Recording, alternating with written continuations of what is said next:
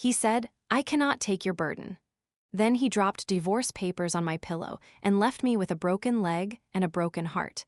I cried so hard that night that the nurses had to sedate me. But this story is not about how he broke me.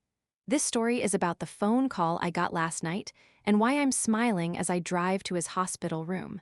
My name is Mackenzie, but everyone calls me Kenzie. And I am going to tell you a story that still makes my hands shake when I think about it. It is the story of the worst day of my life and the best thing that ever happened to me. Those two things happened on the same day. You might think that does not make any sense. How can the worst day also be the best? I did not understand it either. Not at first. But now I do. Now I understand that sometimes the person you trust the most is the very person who has been waiting for you to fall. And sometimes falling is the only way to learn how to fly. I want you to close your eyes for just a second. Imagine a hospital room, not the kind you see in movies with soft lighting and brave smiles. Imagine a small room. The paint on the ceiling is peeling near the corner where the rain leaked in last winter. The window looks out at a brick wall, nothing else, just old red bricks and a single dead vine hanging down. The air smells like hand sanitizer and old flowers that someone left too long in a plastic vase. The clock on the wall ticks too loud. Every tick sounds like a little hammer hitting a nail into my memory. I can still hear that clock. I will probably hear it for the rest of my life. I was lying in the bed.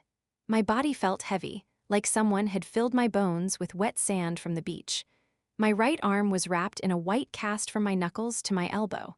The cast was already dirty at the edges because I had tried to scratch my nose and smeared ink from a pen onto it.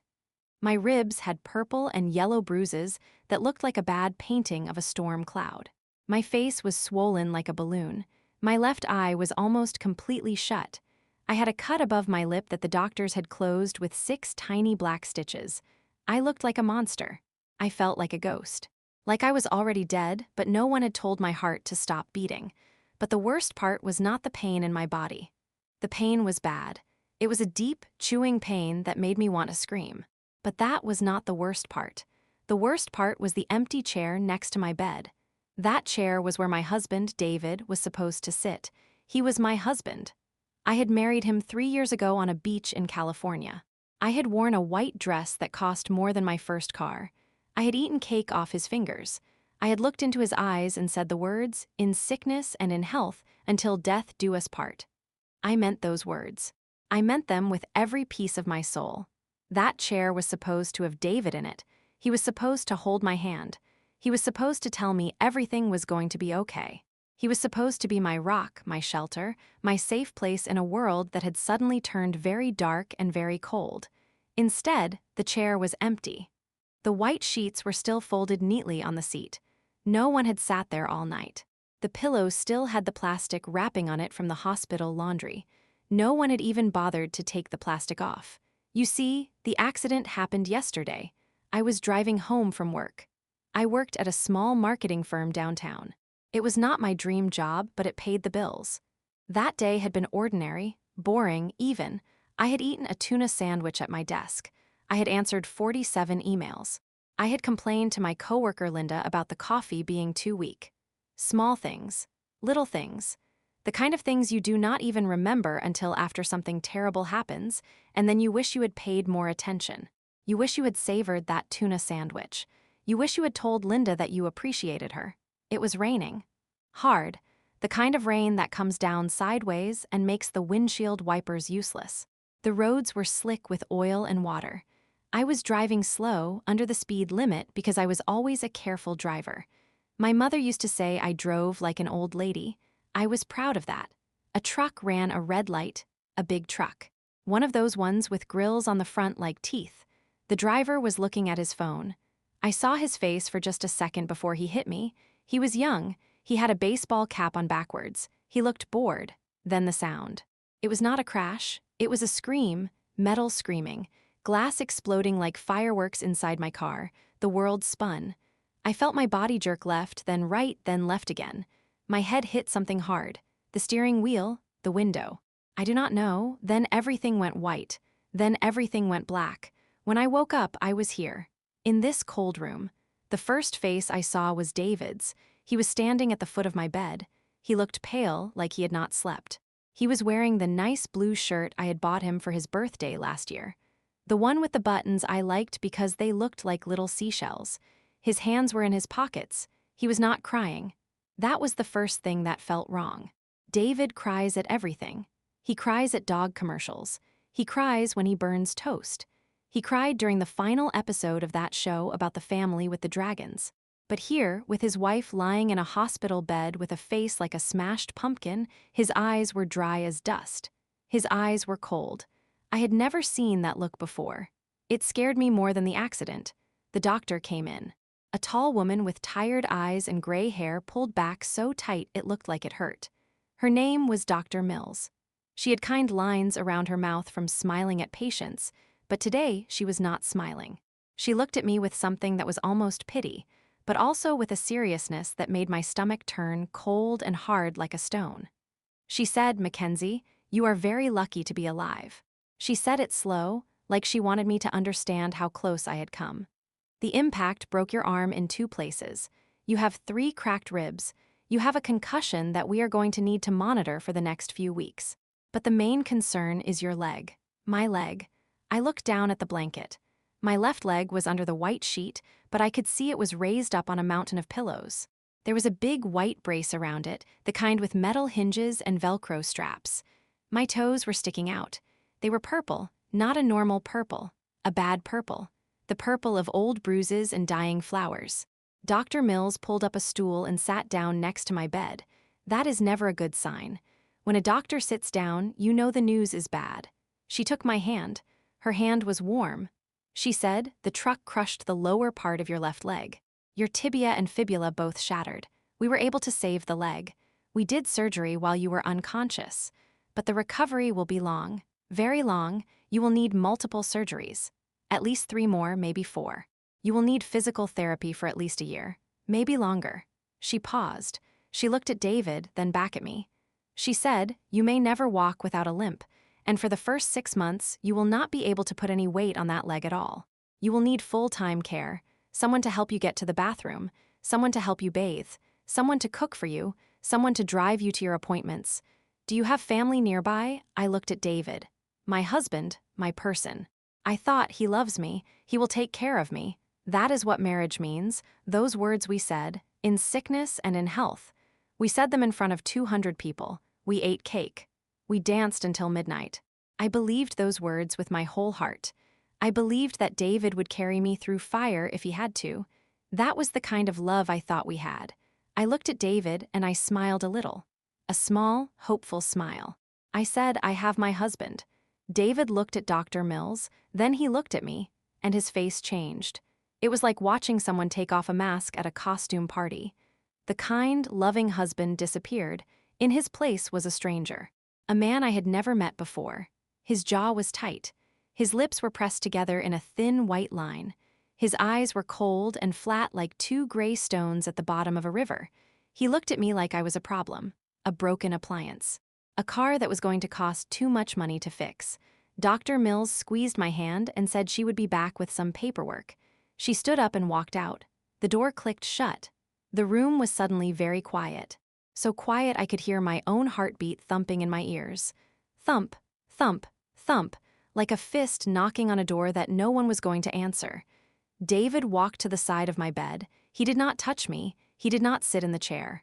He just stood there, looking down at my face, my black eye, my stitched lip, my broken arm in its dirty cast. He sighed. It was not a sad sigh. It was not a worried sigh. It was an annoyed sigh. The kind of sigh you make when you spill coffee on your clean floor or when you realize you forgot to take the trash out. Like I was an inconvenience. A chore. I said, "David." My voice came out weak and scratchy.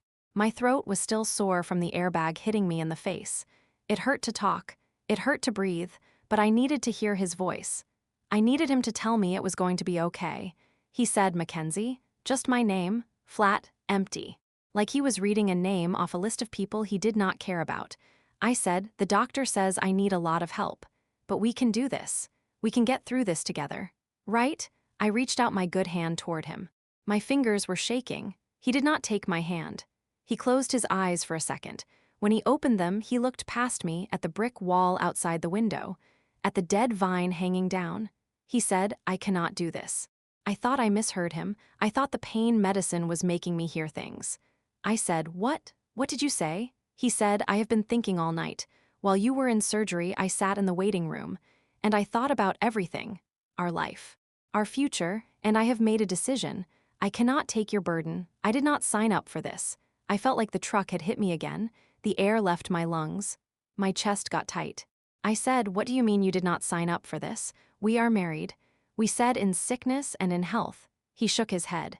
He said, "I signed up for a wife who would go hiking with me, who would go to parties, who would be fun. I signed up for someone who could keep up with me. Not this. Not a year of surgeries and physical therapy. Not a wife who cannot even walk to the mailbox without crying. Not a limp. Not a lifetime of being a nurse to someone who is broken."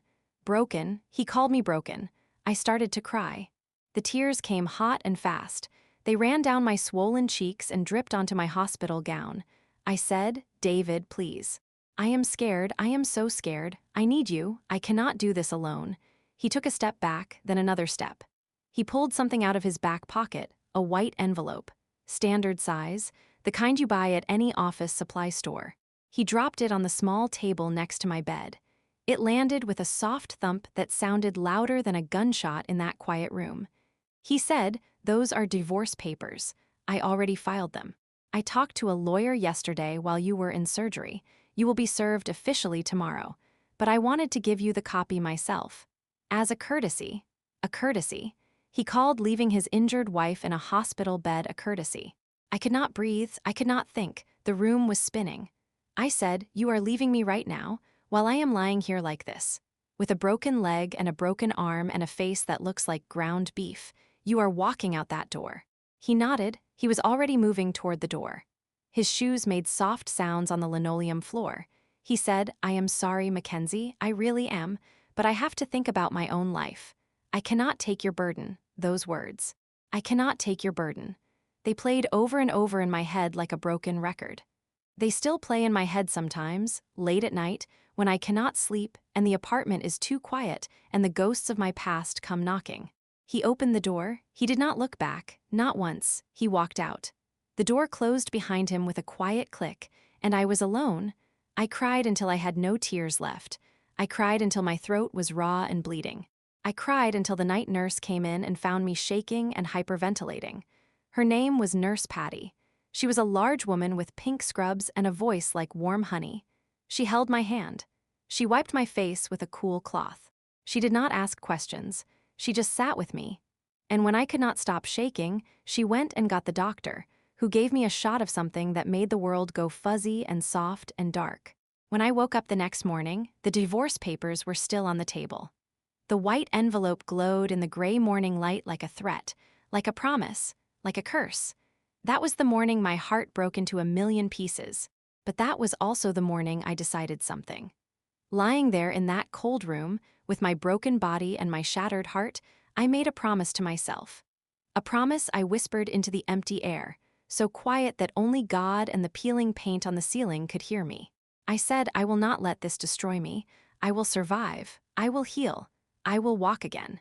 And one day, David will understand what he threw away. One day, he will regret this more than anything he has ever done. And on that day, I will not even remember his name. But first, I had to survive." The days after David left were a blur of pain and loneliness and a kind of sadness I did not even know existed. Have you ever been so sad that you could feel it in your teeth? That is how sad I was.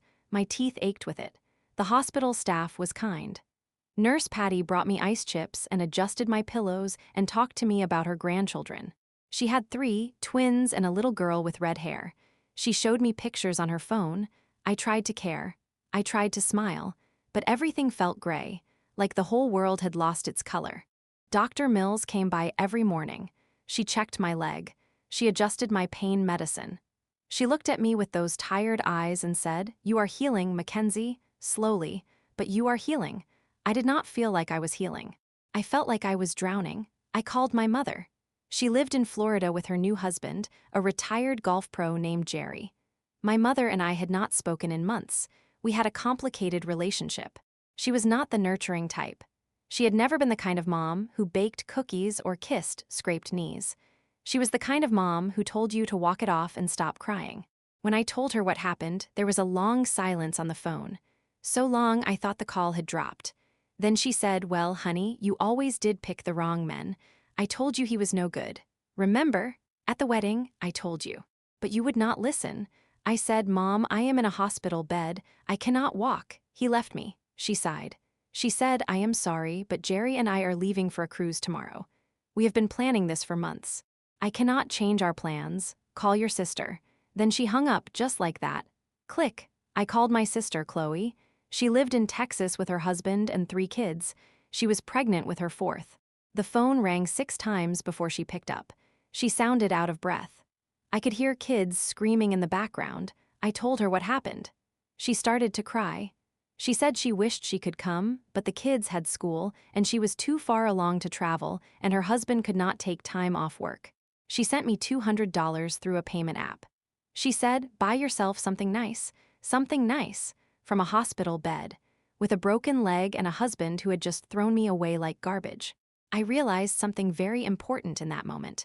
Something that changed my life forever. When you are at your lowest, when you are lying in the bottom of a dark hole with no way out, you find out who really loves you. And sometimes the answer is no one. Sometimes you are completely alone, and that is the most terrifying feeling in the world, but it is also the most freeing. Because when you have no one to save you, you have no choice but to save yourself. I was released from the hospital after 5 days. 5 days of crying. 5 days of staring at the white envelope. 5 days of watching the dead vine outside the window sway in the wind. A social worker named Mrs. Alvarez helped me arrange a ride to my house. My house. The house I had bought with my grandmother's inheritance. The house with the little white fence and the rose bushes and the mortgage we were both supposed to pay. The taxi was a minivan with a wheelchair lift. The driver was a man named Earl who smelled like cigarettes and spoke in a mumble. He helped me into the van. He did not say he was sorry. He did not ask questions. I appreciated that. The drive home took 20 minutes. I watched the city go by. The coffee shop where David and I had our first date. The park where we had walked Gus, our golden retriever. The grocery store where we used to shop together on Sunday mornings. Everything looked the same, but I felt different. I felt like a ghost watching my old life from far away. Earl pulled up to the curb in front of my house. The little white house with the blue door. I had painted that door myself. It took me 3 weekends. David had watched from the porch and told me I was doing it wrong. I did it anyway. The blue door was mine. Earl helped me out of the van. He handed me my crutches. The crutches felt wrong in my hands, too light, too flimsy. I had never used crutches before. I had never broken anything before. I was 32 years old and I had never even had a cavity. And now I was a broken mess standing on a sidewalk in front of a house that did not feel like home anymore. The front path was short, 10 steps, maybe 12. But it took me 10 minutes to get up those steps. My legs screamed with every hop. Sweat poured down my face. My armpits burned from the crutches. I wanted to give up. I wanted to sit down on the cold, wet concrete and just stay there forever. But I did not. I kept going. One hop, pause, another hop, pause. I finally got the key in the lock. I finally pushed the door open. The house was empty. Not just clean, not just tidy. Empty. David had taken everything. The couch from the living room, the television from the wall, the dining table where we had eaten Thanksgiving dinner, the bed where we had slept for 3 years, the silverware from the kitchen drawer, the photos from our wedding, the photo of my grandmother that hung in the hallway, the dog, Gus, my golden retriever who used to sleep at the foot of my bed and rest his head on my feet when I was sad. He took Gus. He even took the light bulbs from the lamps. I stood in the living room, leaning on my crutches, staring at bare walls and bare floors. There were dust bunnies in the corners. A single fork was lying in the kitchen sink. That was it. One fork, everything else was gone. On the kitchen counter, there was a sticky note, a yellow one, the kind you buy in a pack of 3 from the office supply store. It had his handwriting on it. Small, neat letters. The same handwriting he had used to write me love letters when we were dating. The same handwriting that had written our wedding vows. The note said, "I took what was mine. You can keep the house. Sell it. I don't care. Good luck, D. Good luck." He wrote good luck. I sat down on the kitchen floor. It was cold tile. The kind of tile that my grandmother had picked out 30 years ago. Little white squares with blue flowers in the corners. I put my head on my knees and I cried. I cried until my whole body shook. I cried for my leg. I cried for my marriage. I cried for Gus, who did not understand why his mama was not coming home. I cried because I had no idea how I was going to survive. I had no money, no job, no family to help, no friends close enough to drive across town. I had nothing, I was nothing. But then something happened, something small but powerful. I stopped crying, and I got angry. The anger started as a tiny spark in my chest. Like someone had struck a match in a dark room. It grew, it spread through my body like wildfire. It burned away the sadness. It burned away the fear. It burned away the self-pity. It left behind something hard, something sharp, something that felt like steel. I said out loud to the empty house, to the single fork in the sink, to the yellow sticky note on the counter. I said, "You want to leave me with nothing, David? Fine. I will build something from nothing. And you will watch. You will watch me rise from these ashes. And when I am standing on top of the world, you will still be down there in the dirt where you belong." That was the first day of the rest of my life. I could not afford a nurse. The insurance from my job had ended the day I got fired. My boss had called me in the hospital. He said, "We are downsizing." I knew it was because I was broken, because I could not come back to work, because I was a liability. My savings were gone because David had drained our joint account the day of the accident. The bank told me he had closed the account and taken everything. $82,000. Gone, just like that. He had left me with exactly $47.12, but I had the house. The house was in my name only. My grandmother had left it to me before I even met David. She had been a smart woman. She had seen something in me that I did not see in myself. She had said, "Never put a man's name on your house, Mackenzie. A house is a woman's castle. Keep your castle for yourself." I had almost put David's name on the deed. He had asked me to 3 months after the wedding. He said it would be easier for taxes. He said it would show that we were a team. I had been too lazy to do the paperwork. Thank God for laziness. Thank God for procrastination. Because the house was mine, all mine, I had a phone. I had an internet connection. I had a cracked laptop that I found in the back of the closet. And I had a brain that was not broken, even if the rest of me was. I started researching. I learned about disability benefits. I learned about food stamps. I learned about charities that helped women in crisis. It was humiliating. I had never asked for help in my whole life. I had always been the one helping other people. I had volunteered at food banks. I had donated to shelters. I had prided myself on being independent. And now I was the one who needed help. But I swallowed my pride. I swallowed it like a bitter pill. I filled out forms. I made phone calls. I waited on hold for hours, listening to terrible music. I cried out of frustration. Then I wiped my tears and made another phone call. I also started researching David. Not because I still loved him. That love had died in the hospital room when he walked out the door. I researched him because I wanted to understand what I was dealing with. I wanted to know my enemy.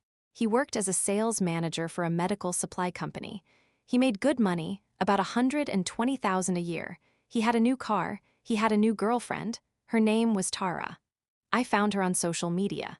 She was blonde and young and had a smile that looked fake, like she practiced it in the mirror.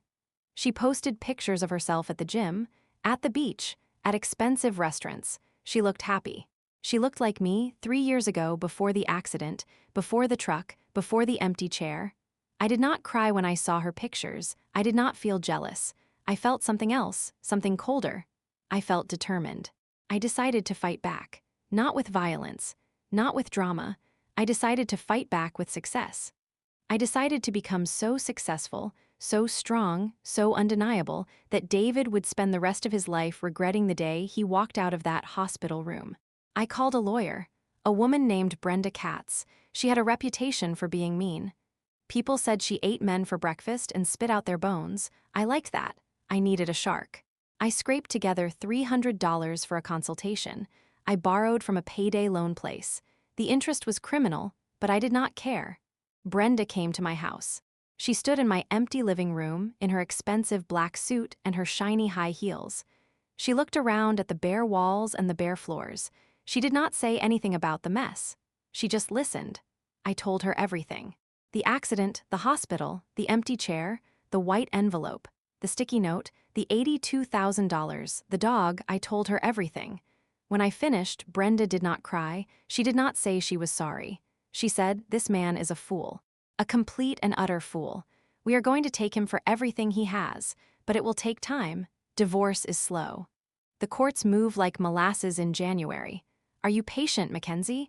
I looked at my broken leg in its white brace. I looked at my casted arm. I looked at the empty house. I said, "I have nothing but time." She nodded. She said, "Good, then let us get to work." The first few months were hell. I am not going to lie to you. There are no shortcuts in a story like this. There is no magic wand. There is only hard work and tears and nights when you want to give up. There were days when I could not get out of bed. The pain in my leg was so bad that I would bite my pillow to keep from screaming. The medicine made me nauseous. The nausea made me throw up. The throwing up made my ribs hurt. It was a cycle of pain that never ended. There were nights when I would lie awake and stare at the ceiling and think about David. Not because I missed him, but because I was so angry that I could not sleep. I would replay the hospital room in my head over and over. The way he looked at me, the way he said, "I cannot take your burden," the way he walked out without looking back. I would imagine different endings. I would imagine myself screaming at him. I would imagine myself throwing the white envelope at his head. But those fantasies did not help. They just made me more tired. My physical therapy was a joke because I could not afford a real therapist. The insurance paid for 2 visits. 2. After that, I was on my own, so I watched videos online. I learned exercises from YouTube. I did them in my living room, lying on a yoga mat that cost $5 from a discount store. I pushed myself until I threw up. Then I rested for 10 minutes and pushed myself again. I lost 30 pounds. I looked like a skeleton. My hair started falling out from stress. I would find clumps of it on my pillow in the morning. My skin got pale and dry. I looked like a ghost with a limp. Neighbors would see me hobbling to the mailbox and look away. No one wanted to see my suffering. No one wanted to be reminded that life could turn so ugly so fast, and I did not blame them. I would have looked away too, but slowly something shifted. Something inside me started to change. My legs started to heal, not perfectly. The doctors had said I would limp forever, and they were right. I could feel the limp in every step, a little hitch in my gait, a little wobble, but I learned to walk again. I learned to climb stairs. I learned to carry groceries from the car to the kitchen. Every small victory felt like I had climbed a mountain. Every small victory was a middle finger to David and every person who had given up on me. I also started working. From home, I had a background in social media marketing. Before the accident, I had worked for a small firm. They had let me go the day I got hurt. They said it was downsizing. I knew the truth, but I did not let it break me. I started my own business. I called it Phoenix Social, because I wanted to rise from the ashes. Because a phoenix is a bird that burns and then comes back to life. That was me. I was a phoenix. I reached out to small local businesses. Restaurants, hair salons, plumbers, electricians, florists. I offered to manage their social media for a low price. I worked from my laptop, lying on the floor with my leg propped on pillows. I typed with one hand because the other was still in a cast. I answered emails at 3 in the morning because I could not sleep. I made cold calls to people who did not want to talk to me. Most of them said no. Some of them laughed. A few of them were rude, but a few said yes. A few gave me a chance. It was slow. I made almost no money at first. There were weeks when I ate nothing but rice and beans. There were weeks when I had to choose between buying medicine and buying food. I chose medicine. Hunger is easier to ignore than pain, but I kept going. I kept pushing. I kept believing that one day, all of this suffering would mean something. And all the while, I watched David. I followed him online with a fake account. A profile picture of a flower and a name that was not mine. He did not know. He posted pictures of himself at bars, at baseball games, at concerts. With Tara, always with Tara, they looked happy. They looked like I used to look, carefree, young, in love. He posted a picture of them on a hiking trail, a beautiful mountain view behind them. The sun was setting. Tara was wearing a tank top and shorts. Her legs were perfect. Her smile was perfect. The caption said, "Found someone who can keep up with me. #blessed." I stared at that picture for a long time. I felt the old anger rising up in my chest, the old sadness, the old sense of being thrown away like trash, but then I took a deep breath. I closed my laptop, and I went back to work, because work was my salvation. Work was my revenge. 15 months passed, a year and 3 months. It felt like a lifetime and also like the blink of an eye. I walked with a limp. Some days it was worse than others. On rainy days, my leg ached like a toothache. On cold days, it felt like someone was stabbing me with an ice pick. But I walked. I walked without crutches. I walked without a cane. I walked into rooms and people did not stare at my leg. They looked at my face. They looked at my eyes. They saw a woman who had been through something and survived. My business grew. I hired 2 part-time employees. A college student named Marcus who was good with graphics. A retired woman named Dolores who answered emails faster than anyone I had ever met. We worked out of my apartment. The living room was the office. The kitchen table was the conference room. It was cramped and messy and chaotic. And it was mine. I moved out of the empty house. I could not bear to live there anymore.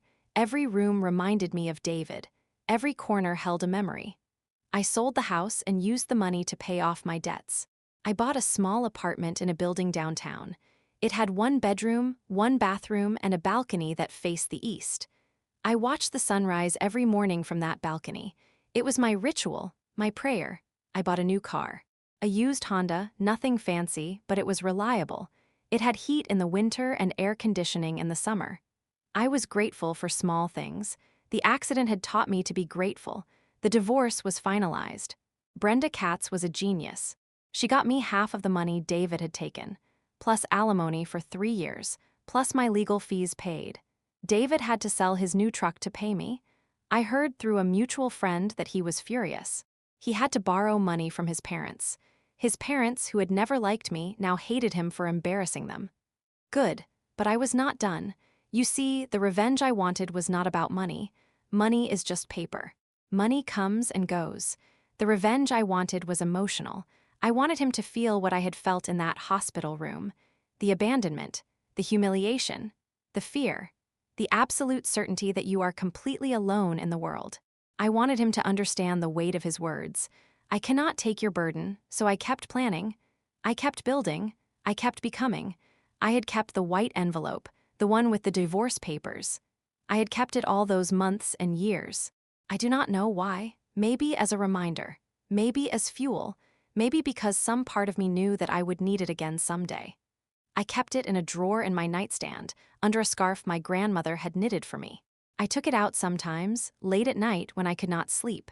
I would hold it in my hands. I would feel the weight of it, the weight of betrayal, the weight of a promise broken, and I would whisper to myself, one day, he will understand. I decided I was going to become the most successful person David had ever known. I was going to become so famous, so rich, so undeniable, that he would see my face everywhere he looked. On billboards, on television, on the internet. He would not be able to escape me. And then, when he was at his lowest, when he was broken and scared and alone, I would stand in front of him and show him what he had thrown away. And then I would walk away, just like he did. But life, as it always does, had other plans. One night, about 2 years after the accident, almost exactly 2 years, I got a phone call. It was late, almost midnight. I was sitting on my couch, drinking tea, watching a movie. My phone buzzed on the coffee table. The number was not in my contacts. I almost did not answer. I hate unknown numbers, telemarketers, scam calls. But something made me pick up. Something whispered in my ear. "Answer it, Mackenzie, answer it." A woman's voice said, "Mackenzie? Is this Mackenzie?" I said, "Yes." "Who is this?" She said, "My name is Tara, David's girlfriend." My heart stopped. I felt it skip a beat, then another beat. Then it started pounding so hard I could feel it in my throat. I gripped the phone so tight my knuckles turned white. I said, "Why are you calling me?" She started to cry, not pretty crying. Ugly crying, the kind of crying that comes from a deep, dark place. She said, "I need your help." David was in a car accident, a bad one. He was driving home from work and a drunk driver crossed the center line and hit him head-on. "He is in the hospital." "He is," she paused. She took a shaky breath. She said, "He is bad, Mackenzie, really bad. His back is broken. They say he might never walk again." I felt a strange sensation. It was not joy, it was not sadness. It was not satisfaction. It was something in between, something like fate, something like the universe finally balancing its scales. Tara said, "He keeps asking for you. He keeps saying your name over and over. Mackenzie, Mackenzie, please." The doctors think he might have brain damage, but he is lucid sometimes. And when he is, he cries for you. He says he is sorry. He says he made a terrible mistake. He says he should never have left you. I sat down on my couch. My leg ached, the old injury, the phantom pain that never really goes away. I said, "Tara, why are you telling me this?" There was a long pause. Then she said, "Because I am leaving him. I cannot take care of a man who might be paralyzed for the rest of his life. I did not sign up for this. I am sorry, but I have to think about my own life." Those words, "I cannot take care of him. I did not sign up for this. I have to think about my own life."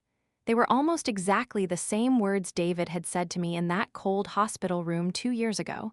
The same words, the same excuse, the same selfishness. I closed my eyes. I saw myself in that hospital bed. I saw the empty chair. I saw the white envelope. I saw David walking out the door without looking back. I saw the sticky note that said "Good luck." I saw the empty house, the single fork in the sink, the dust bunnies in the corners, and I made a choice. The next morning, I woke up before the sun. I showered.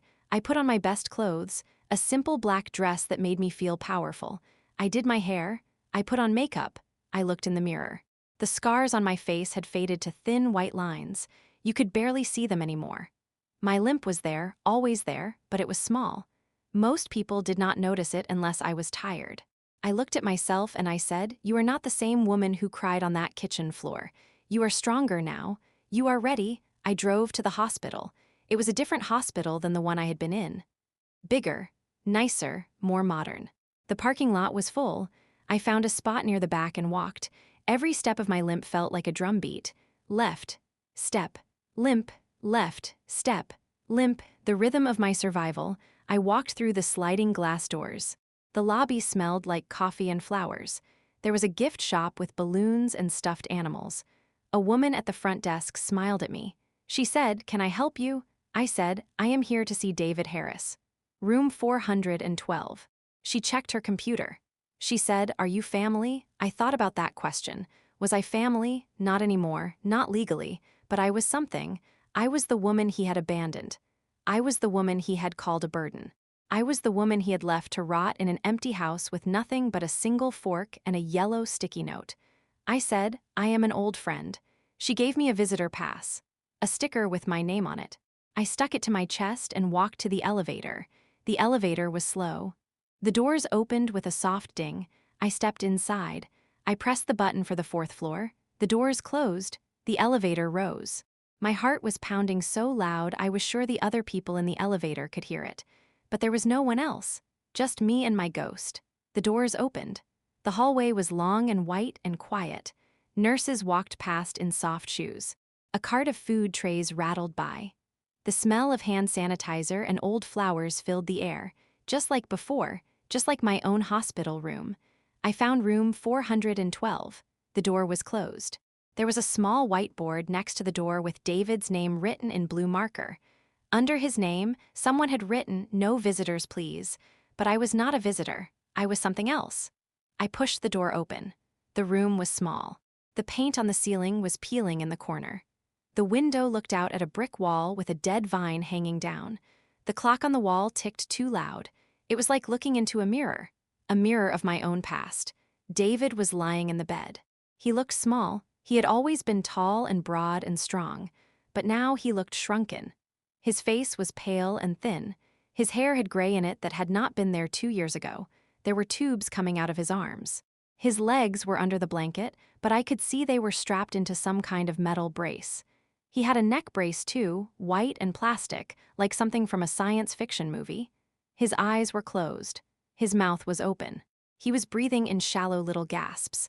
I walked to the side of his bed. I stood there for a long time just looking at him. The man I had married. The man I had loved. The man who had left me in a cold room with a white envelope and a broken heart. He looked so small, so weak, so human. His eyes fluttered open. They were cloudy at first, confused, then they focused on my face. He blinked. Once, twice. His mouth opened.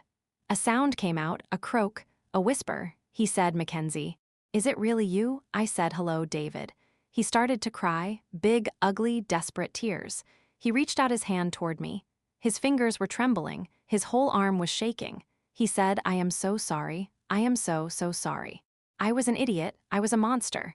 I was cruel and selfish and stupid. Please forgive me. Please, I need you so bad. I cannot do this alone." I looked at his hand. I looked at his face. I remembered the white envelope. I remembered the sticky note. I remembered the empty house. I remembered the $47. I remembered the nights I cried until I threw up. I remembered the physical therapy that hurt so bad I passed out. I remembered everything. I did not take his hand. I said, "David, do you remember what you told me? In the hospital, you said I cannot take your burden."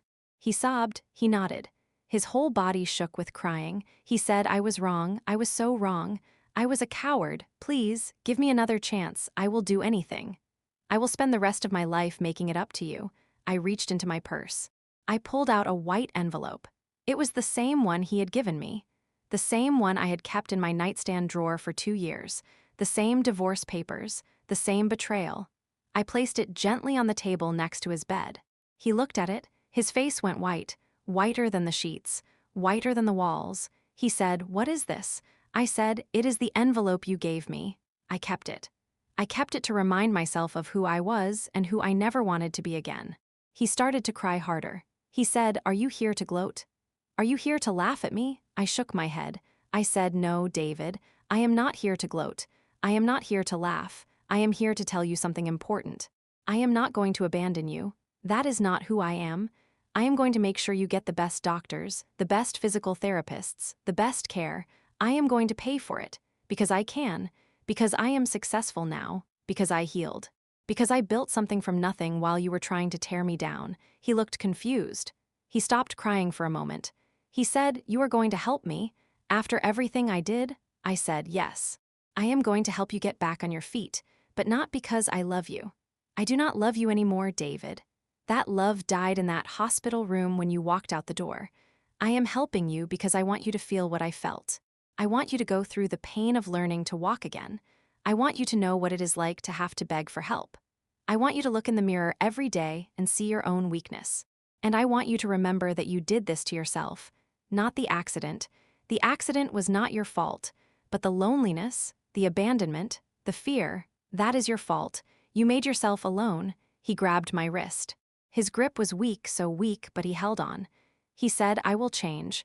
I will be better. Just stay. Please, I am begging you. Do not leave me like this." I gently pulled my hand away. I said, "The envelope has the name of a good lawyer and the name of a good physical therapist. Use them, or do not use them. I do not care. That is up to you." I turned and walked toward the door. My limp was more pronounced now because I was tired. Or maybe because my leg always hurt more when I was emotional. The old injury. The phantom pain. He called out, "Mackenzie, please, do not leave me like this." I stopped at the door. I did not turn around. I looked at the closed door in front of me. I looked at the white paint. I looked at the small window in the door that showed the hallway beyond. I took a deep breath. I said, "David, do you remember what you said to me? The morning you left. You stood at the door of my hospital room. You did not look back. You said, 'Good luck.'" I paused. The clock on the wall ticked. Tick. Tock. Tick. I said, "Good luck, David," and I walked out. The door clicked shut behind me. I walked down the hospital hallway, past the nurse's station, past the waiting room where a man was sleeping in a chair with his mouth open, past the gift shop with the balloons and the stuffed animals. I pushed through the glass doors at the front of the hospital and stepped outside. The sun was bright. The air was clean. It smelled like autumn, like leaves and cool air and the promise of snow soon. I took a deep breath, then another. And for the first time in 2 years, I felt truly free, completely free. The weight was gone. The anger was gone. The sadness was gone. There was nothing left but peace. I got in my car. I drove home. I made myself a cup of tea. I sat on my couch in my apartment with my new cat named Waffles curled up in my lap. Waffles was an orange tabby I had adopted from the shelter. He was fat and lazy and purred like a motor. I looked out the window at the city skyline. The sun was setting. The sky was pink and orange and purple. It was beautiful, and I smiled. You might think that is the end of the story, but it is not. Because 6 months later, something happened that I did not expect. I got a letter. Handwritten. The return address was a rehab facility in the next town over. I almost threw it away. I almost put it in the recycling bin without opening it. But something told me to open it. Something whispered, "Read it, Mackenzie." So I did. It was from David. His handwriting was shaky, like a child learning to write. The letters were uneven. Some were too big, some were too small. He wrote, "Dear Mackenzie, I am learning to walk again. It is the hardest thing I have ever done. Every step hurts. Every night I cry, I have no one. Tyra is gone. My friends are gone. My family is ashamed of me. I am completely alone. I think about you every day. Not because I want you back. I know I do not deserve you. I know I burned that bridge and salted the earth. I think about you because I finally understand. I finally understand what I did to you. I understand the pain I caused, the fear, the abandonment, and I am so sorry. I will be sorry for the rest of my life. You were right to leave me that day in the hospital. You were right to walk away. You were right to be strong. You are the strongest person I have ever known. Stronger than anyone I have ever met. I am not writing this to ask for forgiveness. I know I do not deserve that either. I am writing this to say thank you. Thank you for paying for my treatment. Thank you for not letting me die alone in that hospital room. Thank you for showing me what real strength looks like. You saved my life, Mackenzie, even after I tried to destroy yours. I will spend the rest of my life trying to become a fraction of the person you are. I will never get there, I know that, but I will try every day for the rest of my life. I hope you find happiness. I hope you find love again. I hope you dance again. I hope you forget my name. I am sorry. David, I read the letter 3 times. Then I folded it carefully and put it in the drawer with the white envelope. I kept both, not because I was holding on to pain, but because they reminded me of who I was and who I became. They reminded me of the journey, the dark valley, and the mountain top. I did not write back. I did not call. I did not visit. I let him heal on his own, just like I healed on my own. And here is the truth about revenge. The truth I learned through blood and tears and sleepless nights. The best revenge is not making the other person suffer. The best revenge is healing so completely that their absence becomes a gift. The best revenge is building a life so beautiful that you forget they ever existed. I did not forget David. I still remember his face. I still remember his voice. I still remember the way he said, "I cannot take your burden." Those words are part of my story. They always will be. But I stopped caring about him. I stopped caring about what he thought. I stopped caring about whether he was happy or sad or sorry. And that, more than anything else, is victory. That is the real revenge, not caring anymore. Today, I run a successful company. Phoenix Social has 15 employees now. We have an actual office with windows and plants and a coffee machine that makes fancy drinks. I have friends who love me. Real friends, the kind who show up when things are hard. I have a small house with a garden. I grow tomatoes and basil and roses. I have a limp that reminds me every day of how far I have come, and I have a new dog. A golden retriever puppy named Gus II. He sleeps at the foot of my bed and rests his head on my feet when I am sad. I never remarried. Not because I am bitter. I am not bitter anymore. Bitterness is like drinking poison and expecting the other person to die. I let go of bitterness a long time ago. I never remarried because I learned something important. I learned that I do not need someone to complete me. I am complete on my own. I am whole. I am strong. I am enough. And if someone ever tries to tell you that your burden is too heavy for them to carry, remember this. You do not need them to carry it. You can carry it yourself. You can carry it all the way to the top of the mountain.